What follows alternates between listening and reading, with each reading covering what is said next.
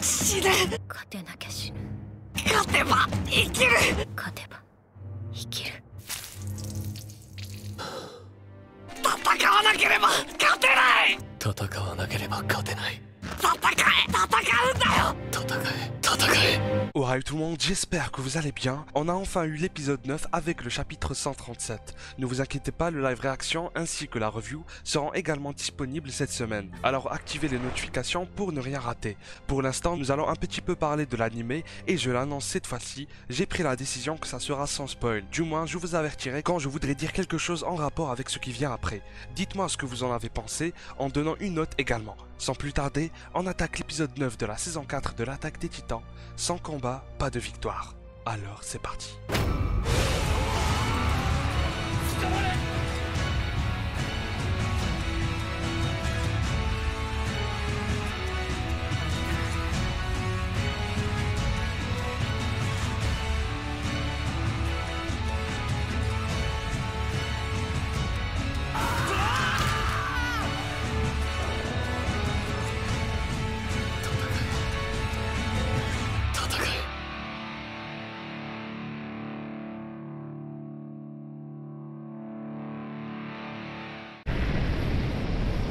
Le bataillon d'exploration vient de remporter la bataille face à Mar. Des centaines de personnes sont mortes, mais celle qui nous a fait le plus mal reste celle de Sasha Browse. Gabi a été insultée comme jamais. J'avais l'impression de revivre la même période qu'il y a 3 ans. Mais bon, avec un peu de temps, espérant qu'il change d'avis. Mais en vrai, on s'en tape. Allez, revenons 3 années en avant pour comprendre à peu près comment tout ceci a été orchestré.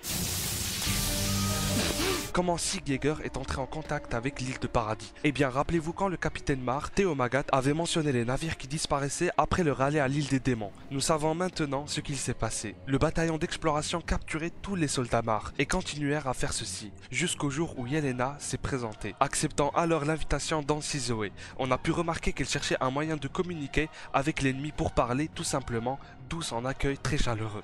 Mais cette fois-ci, ils étaient même choqués, puisque pour la première fois, des Mar voulaient leur causer, et surtout car certains d'entre eux avaient trahi leurs compagnons.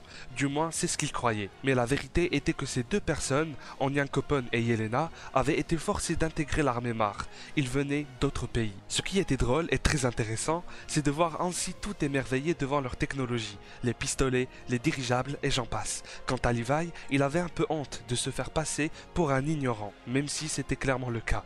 Yelena ainsi qu'Onyankopon leur ont donc fourni plein d'informations sur le continent Mar et ont déclaré que tout ceci faisait partie du plan de Sig. C'est également lui qui lui a ordonné de neutraliser leur chef. Le temps passait de plus en plus et les visiteurs se rendaient compte que les titans primaires allaient bientôt se réveiller car ils ont besoin du soleil pour être actifs. Nous savons que depuis la saison 3, le bataillon avait réussi à neutraliser tous les titans, sauf peut-être celui-là et la mère de Connie. Et donc les mercenaires étaient stupéfaits de savoir qu'il en restait aucun. Notant également l'incroyable admiration de Yelena envers Sig Yeager. Elle le voit comme un dieu. Le plan de ces mercenaires anti-Mar est la libération du peuple eldien, avec un magnifique plan sur la mer avec un soleil levant. C'était beau bordel.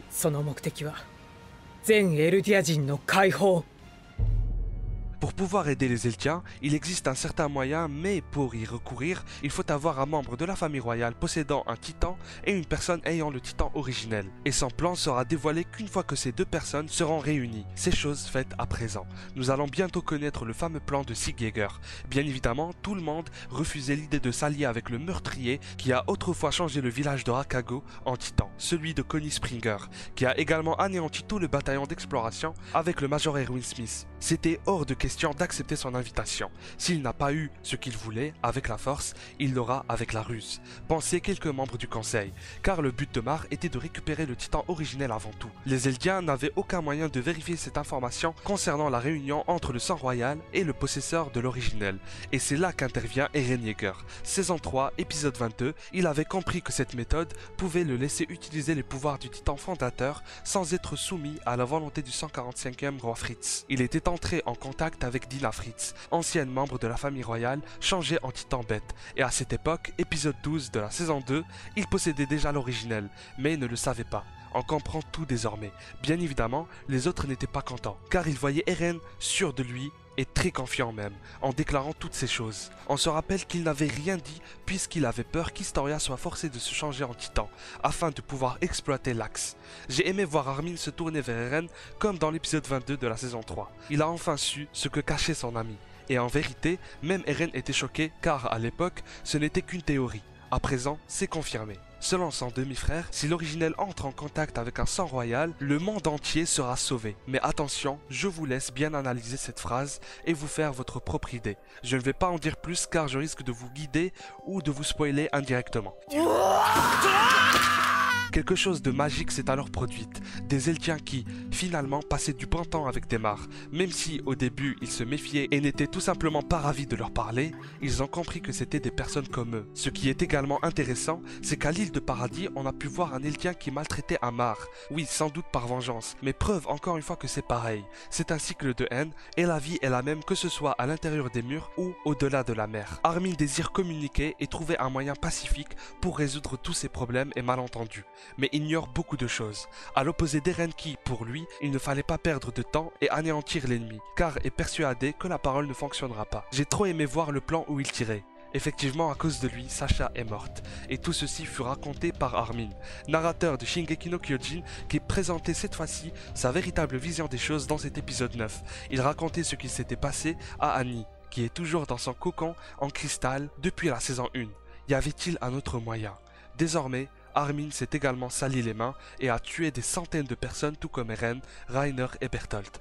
Le trio est désormais comme brisé.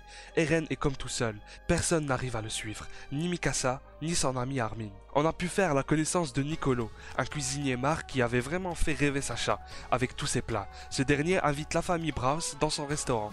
Une réunion très importante arrivera. Quant aux mercenaires, même si tout ce qu'il s'est produit était grâce à leur aide, ils se sont fait arrêter jusqu'à nouvel ordre. Puisque maintenant que Sig est venu à l'île de Paradis, il faudra être vigilant et méfiant. Qui sait, Sig ainsi que les mercenaires pourront en profiter pour dominer le continent de l'intérieur. Le bestial va donc passer un peu de temps dans la forêt des arbres géants, avec Levi malheureusement. Un endroit idéal pour l'équipement tridimensionnel et où Sig n'aura pas grand chose à jeter s'il se transforme. Gabi, Falco et Eren sont en prison. Armin avec Annie est toujours tenant son coquillage qu'il avait ramassé quand il a découvert la mer pour la première fois. Et Mikasa sur la tombe de Sasha. Ainsi nous finissons l'épisode sur d'anciennes paroles d'Eren Yeager à Mikasa. Si tu perds, tu meurs. Si tu gagnes, tu vis. Sans combat, pas de victoire. Alors, bats-toi. Dites-moi ce que vous en avez pensé, faites gaffe dans les commentaires, les spoils sont partout, abonnez-vous pour ne rien rater concernant l'attaque des titans, on se retrouve pour le live réaction du chapitre 137 et la review du chapitre en question, préparez-vous, il ne reste que 2 chapitres après celui-ci, je vous lâche un énorme acquis des rois dans la gueule, et à la prochaine. 何かが変わりそうな気がするの。ああ、そうだな。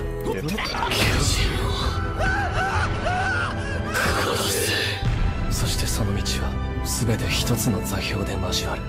つまりそれが始祖の巨人だ。